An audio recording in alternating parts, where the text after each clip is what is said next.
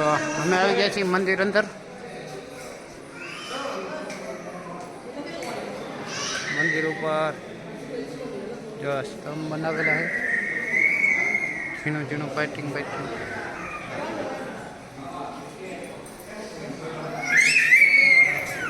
મને કાંઈ ખબર નથી, એટલે હું આ જો વ્યક્તિને ફોલો કરતો જાઉં. ક્યાં જવાનું મને ખબર નથી.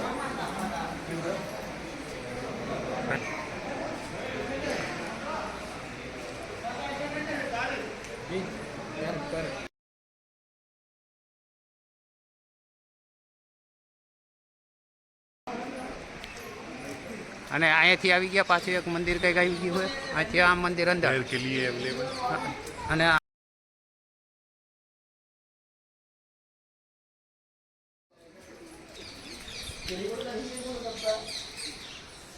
અહીંયાથી આમ આટો ફરીને જવાનું.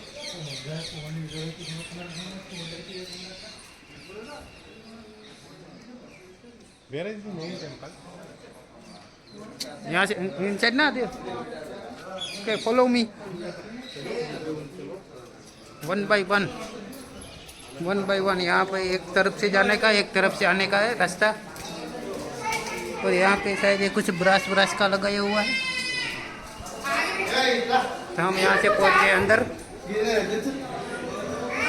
और यहाँ पे शायद लिखा है मोबाइल नॉट अलाउड. ओके, तो मैं अभी स्ट्रिप कर रहा हूँ.